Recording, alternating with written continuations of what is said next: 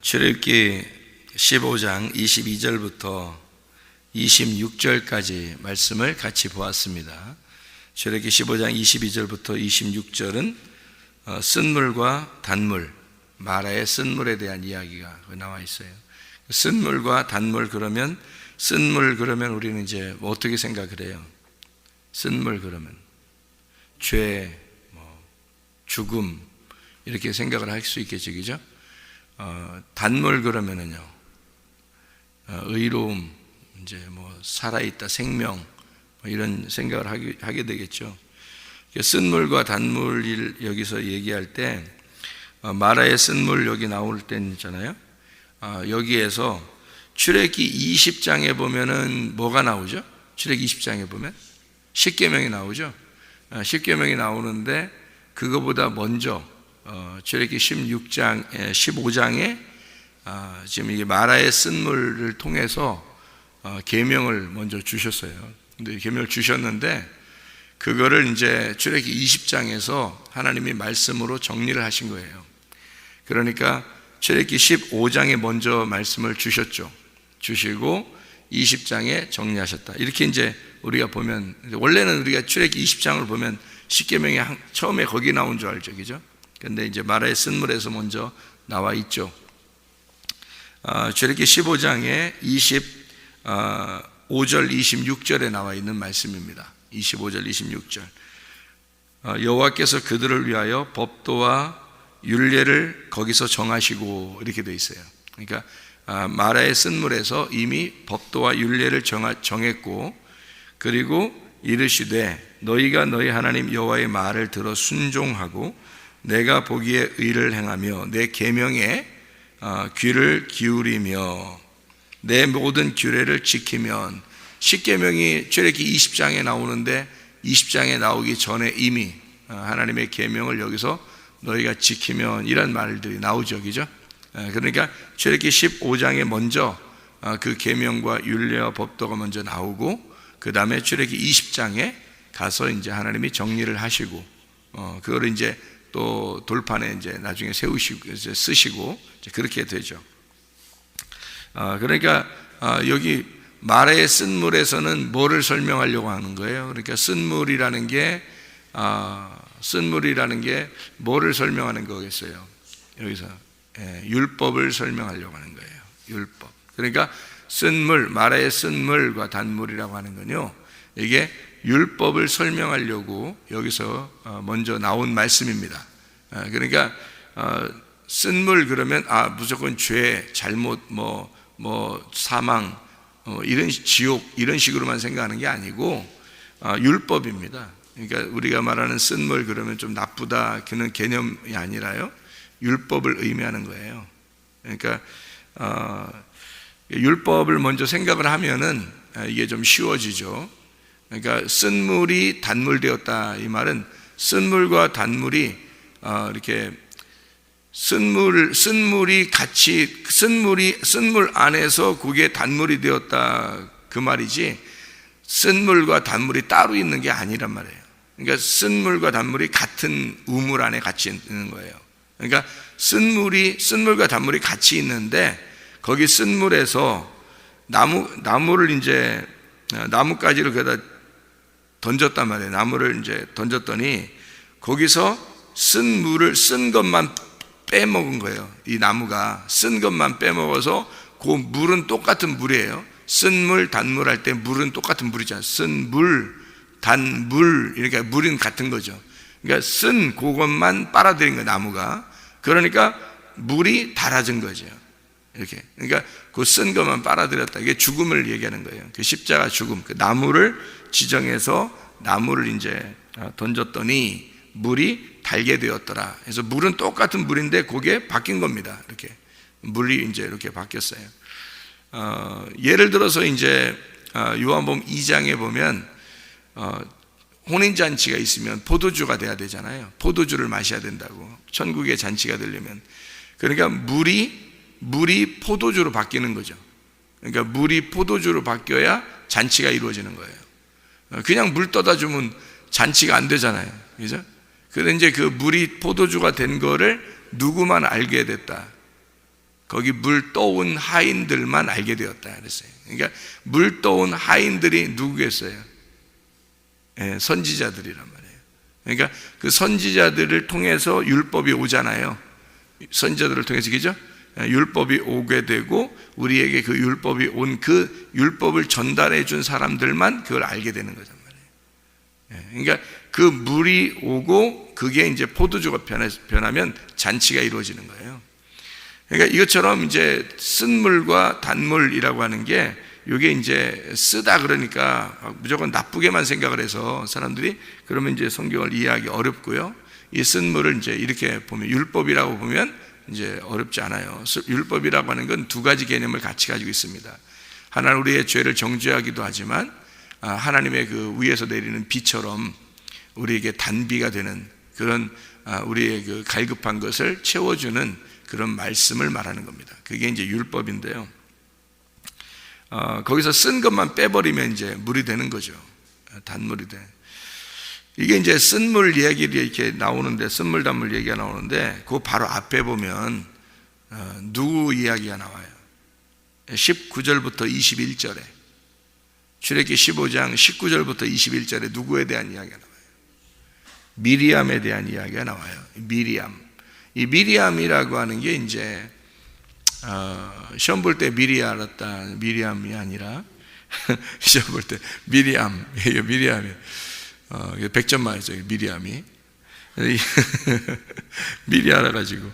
근데 이 미리암이 마라에서 나온 이름이에요. 미리암이라는 이름이, 미리암이 마라에서, 마라가 이제 같은 어원인데 미리암, 마라, 이게 같은 어원이 이제 히브리 이름인데 그게 이제 신약에서는 마리아라고 되어 있는 게, 이 마리아가 미리암이에요. 미리암이 마리아, 같은 자음을 가지고 있잖아요. 미리암하고 마리아하고 같은 자음을 가지고 있다고요. 이름 자체가 똑같아요. 그래서 마라, 미리암, 마리아 이렇게 같은 건데요. 미리암이라고 하는 이 여자가 뭐를 이제 상징하냐면 이게 쓰다라는 이름을 가지고 있어요. 미리암이. 그럼 틀림없이 마리아도 어떤 이름이겠어요? 쓰다라는 이름을 가지고 있는 거죠. 그죠? 그러면 이제 쓰다라고 하는 이름이 우리는 이제 뭐 무조건 나쁘다 이렇게 얘기하는 게 아니고 뭐를 설명하려고 한다? 율법을 설명하려고 한다. 그러면 미리암이나 마리아나 지금 뭐를 설명하는 상징적인 인물이에요? 율법을 상징적으로 이야기하는 그런 인물들이란 말이에요. 그러면 예수님이 누구를 통해서 나왔죠? 마리아를 통해서 나왔어요. 그러면 어느 뱃속에서 나왔다는 뜻이에요?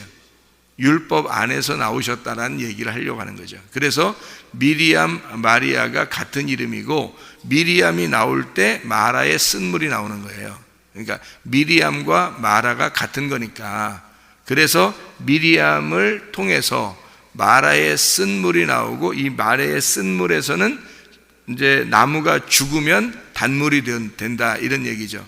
그러면 마리아 뱃속에서 태어난 예수가 죽으면 마리아가 거룩한 여인이 된다는 얘기죠.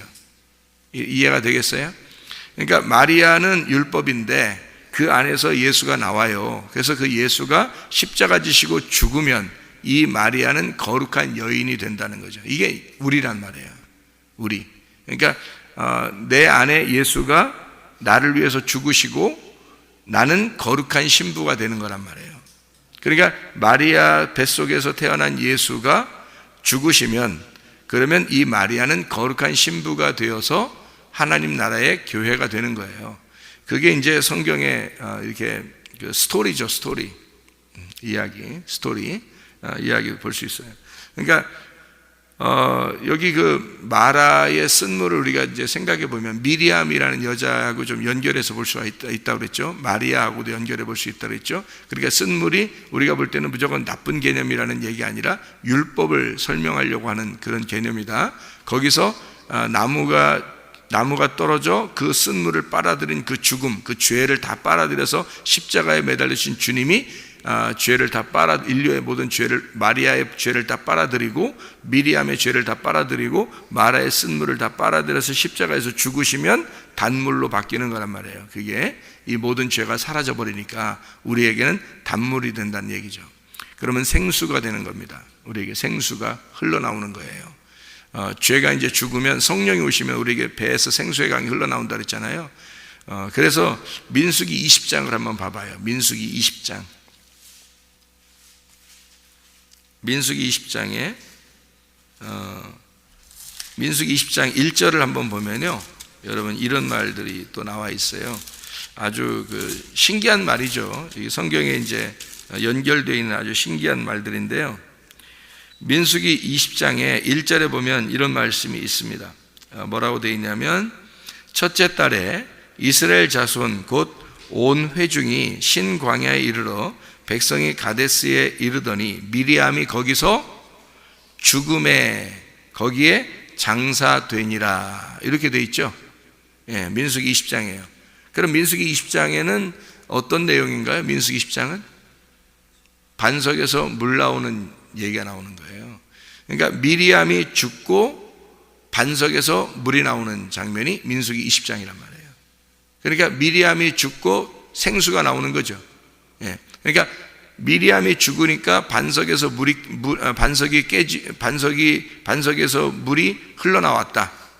그러니까 미리암의 죽음과 반석에서 물이 나오는 것이 같이 연결되어 있단 말이에요. 그렇죠? 그러면 율법과 은혜가, 율법과 진리가 함께 연결되어 있고 마라의 쓴물과 단물이 연결되어 있다는 것을 의미하겠죠. 그죠? 예, 성경에서.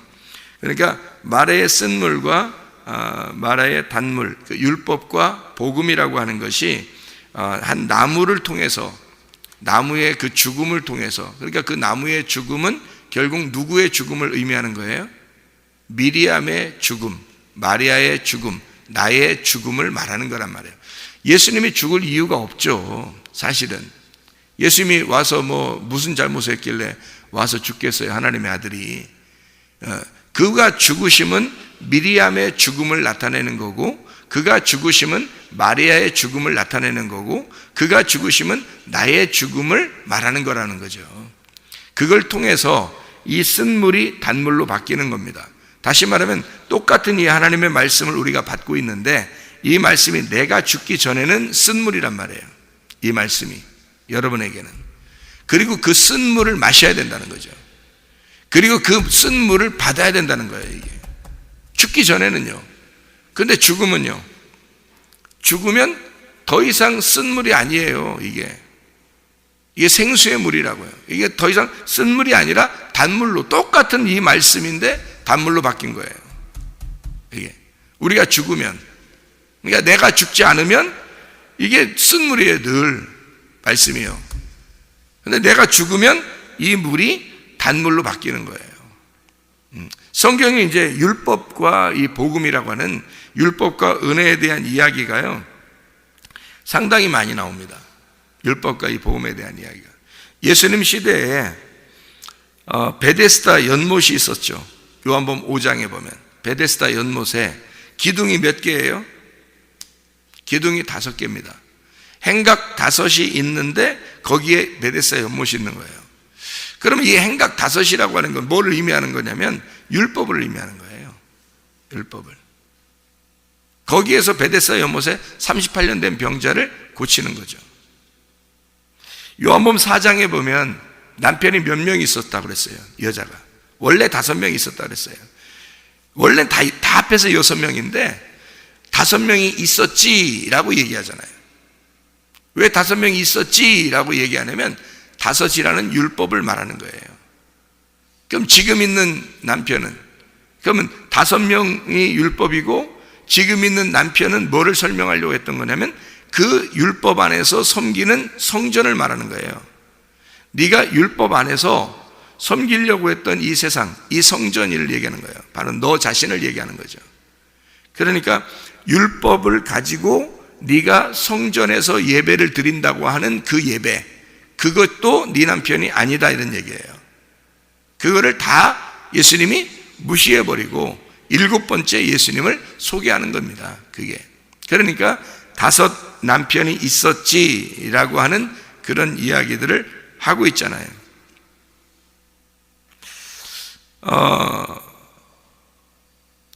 또 이제 성경이 이렇게 보면요, 예수님이 보리떡 5개하고 물고기 2마리를 갖다가 이제 사람들에게 나눠주죠. 요한복음 6장에 보면 마찬가지로 보리떡 5개도 뭘 말하겠어요? 보리떡 5개가 뭐를 설명하려고 하겠어요? 그게 사람이 떡으로만 살 것이 아니요 라는 그 말을 하려고 하는 거예요. 사람이 떡으로만 살 것이 아니요 라는 말, 그걸 하려고 하는데, 그 사람이 떡으로만 살 것이 아니요 라는 그것이 보리떡 5개란 말이에요. 그게 율법을 말하는 거예요. 그러면 뭐를 뒤에서 감추어져 있는 내용은 뭘겠어요? 그러니까 사람이 떡으로만 살 것이 아니요 라는 말은 율법으로 사는 게 아니요 라는 말이에요. 율법으로 사는 게 아니요, 예수 그리스도라는 복음으로 살아야 된다라는 얘기를 하려고 하는 거죠. 그러면 이게 뭘 나눠준 거예요? 그 율법과 복음이 같은 우물에 있다는 거죠. 같은 우물에.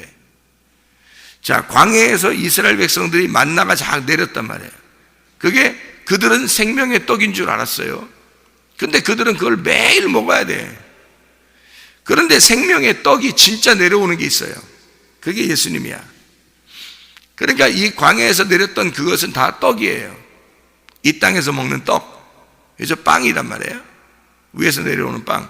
그런데 예수님이 오면 생명의 빵이란 말이에요.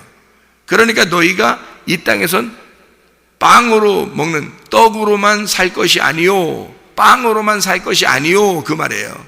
그러면 광야에서 내려오는 그 빵, 광야에서 내려오는 그 만나, 그거로 너희가 살 것이 아니요, 실제인 나, 생명의 빵, 하늘에서 내려온 하나님의 아들로 말미암아 살아야 된다, 그 말이잖아요. 그러니까 율법으로 사는 게 아니요, 복음으로 살아야 된다라는 말씀이란 말이에요. 이렇게 하나님은 이게 정해놓고서 성경을 설명하는 거죠. 정해놓고. 그래서 마라의 쓴물과 단물이라고 하는 것은 그 안에 이미 율례와 규례가 다 그 안에 전달되어 있는 거예요. 그 안에 법이 다, 말씀이 이 성경에서 있는 말씀을 다 설명하는 것이 거기 안에 있는 거란 말이에요. 그 안에 마라의 쓴물, 단물, 나무가 가운데 죽었다, 이게 이제 다 뭐겠어요? 이 선악과 나무와 생명나무를 얘기하는 거예요. 선악과 나무와 생명나무. 그래서 그 가운데 그 선악과 나무가 죽으면 생명나무가 되는 거예요. 이 선악과 나무가 죽잖아요? 그러면 선악이 죽는 거예요. 선악이 죽고 나무만 남는 거예요. 나무만. 그 나무만 남으면 그게 생명나무가 되는 거예요. 같은 나무인데 2개로 돼 있으니까, 설명이 돼 있으니까, 나무에서 나무가 죽었어요. 그러면 선악나무가 죽은 거죠. 선악이 죽은 거지. 그러면 나무는 남아있잖아요. 이 나무가 남아있는데, 이 나무는 선악이 죽어버렸으니까 이 나무, 남아있는 나무가 생명이 된 거예요. 그래서 생명나무가 된 거죠. 마라의 쓴물에서, 이 마라의 쓴물에, 마라라는 쓴물이, 미리암, 마리아, 마라라는 이 쓴물이, 마라가 죽으니까 마라의 쓴물이 아니라 마라가 죽으니까 그냥 물이 된 거예요. 그 물은 달콤해진 거죠. 그게 뭐 설탕물을 탔다 이런 말이 아니에요. 그런 말이 아니라 쓴물이 없어지니까 물을 먹게 되었다는 얘기죠. 생수같이 먹게 되었다, 달콤해졌다는 얘기예요. 그러니까 이 하나님 말씀이 참 꿀송이처럼 달다, 이런 말이 있죠. 그런 말씀이에요. 그만큼 말씀이 내게 먹을 만한 말씀이 되었다, 그 말이죠. 아주 행복하다, 이 말씀 때문에 행복하고 복음이다, 이 말씀이 정말 복음이다. 그래서 바사르가 육체인데 육체가 죽으면 바사르, 복음이 된다. 그래서 바사르라는 단어가 육체와 복음이라는 단어라고 했죠. 그래서 바사르는 똑같은 단어가요, 이게 육체라는 단어인데, 이게 육체가 죽으면 복음이 되는 겁니다. 바사르가. 그러니까 이 말씀이에요. 바사르라는 자체가 말씀이에요. 그래서 말씀이 육체를 입고 오잖아요. 말씀이 육체를 입고 오셔. 예수님이. 그럼 말씀이 육체를 입고 오면 이게 육체라고 하는 게 바사르라니까. 그러니까 말씀이 육체 바사르를 입고 왔는데 이 바사르 육체가 죽으면 말씀이 되는 거란 말이에요. 말씀이 남는다. 그러니까 말씀이 육체를 입고 와서 하나가 되어 있단 말이에요, 이게. 그래서 마라의 쓴물과 단물이 같이 있는 거예요, 이렇게. 그래서 여기 육체가 바사르가 죽으면 이게 바사르가 되는 거죠. 이 남아있는 말씀이 바사르, 복음이 된다는 거죠.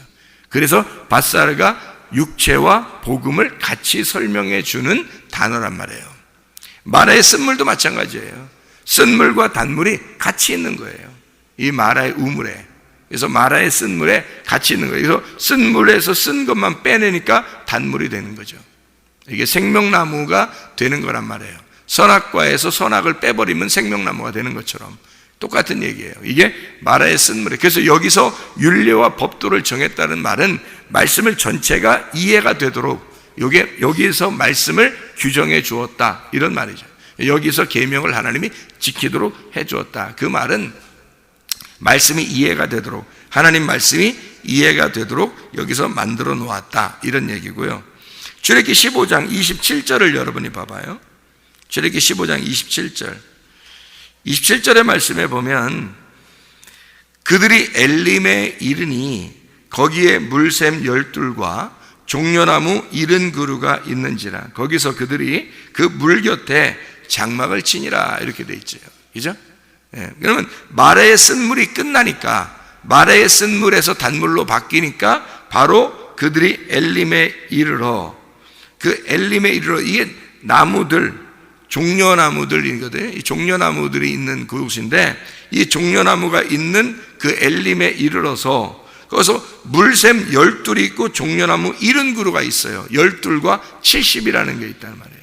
성경에 12이랑 12 지파, 12사도 이렇게 돼 있잖아요. 12지파, 12사도. 12이 완성이에요. 하나님 나라의 새 예루살렘의 완성이 12이거든요. 그럼 70이라고 하는 건 뭐예요?